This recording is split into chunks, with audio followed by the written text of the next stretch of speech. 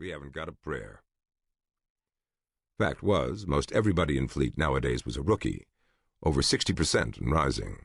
That meant 6 months of advanced training, 9 months tops in the military altogether. Not much hope there.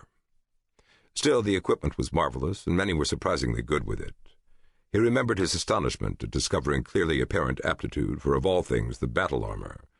Most found the power suits almost impossibly alien in practice, and couldn't bring themselves to react in a sufficiently normal fashion, but he and a few others had taken to them easily, readily utilizing their potential as the long-sought key to a machine as extension of man's own puny form.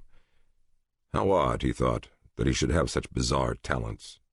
He, of all people, had fit with Fleet's hopes. And from there his drunken thoughts slipped into the past, like most drunken thoughts of terrified humans. He lay back on the template and blew smoke at the distant cranes. He sipped steadily from the bottle. He feared. The hours passed. Lovers, in niches surrounding the perimeter of the bay, took advantage of the sexually integrated warrior class. They rocked and moaned and grasped one another.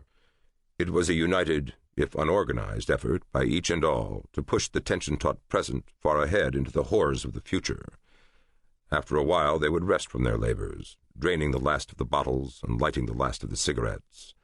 And before thoughts turned inward, each and all would notice the glow of the cigarette coal coming from the lone figure who lay on the center template strut in the middle of the vastness of Drop Bay 1. They would wonder what the hell it was he was doing there. Felix, alone and unaware of their curiosity, wondered the very same thing. Drop was just under 4 hours away when Felix reached the chow line. The turnout was sparse this morning. Not surprising, considering the night before. He watched several people back out as the line advanced toward the food. As the smell grew stronger, their faces grew greener, until at last they couldn't take it anymore. A broad-shouldered woman wearing a warrior patch and red eyes got so far as to actually have a plate of the heaping whatever placed in front of her before she vomited loudly onto the floor.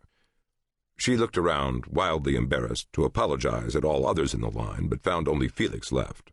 Puzzled, she nodded to him and rushed out the door with her palm clamped firmly over her lips. Felix looked around and laughed. He was indeed alone in the chow line. The young woman had actually emptied the place out.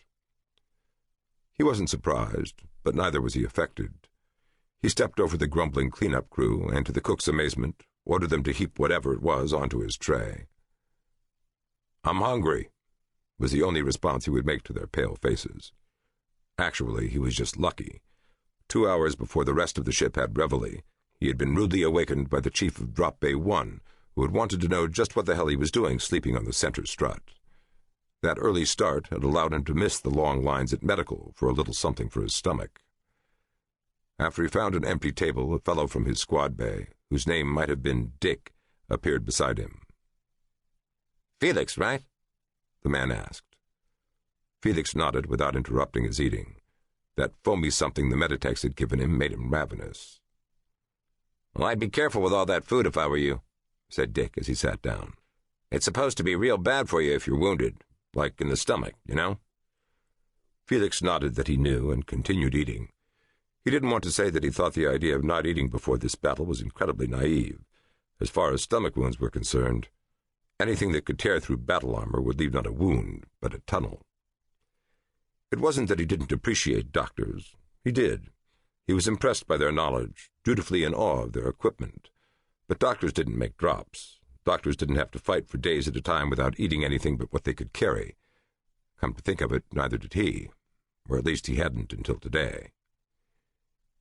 He looked over at Dick's nervous face and at the hunched shoulders of the handful of others who sat about him in the mess. None of us have had to fight yet, he thought. But maybe that part was not so bad. What was bad was that they weren't ready. Something in his face must have made Dick uneasy. He mumbled something and left the table. Felix realized he had never said a word to the guy. He had a sudden urge to get up and catch him, to ask him if his name really was Dick after all. But he didn't. He sat where he was and finished the plate and lit a cigarette and watched the silken plumes rise and twist. A few minutes later his thoughts rose to him out of the daze of smoke and fear. "We're not ready. We're not even close."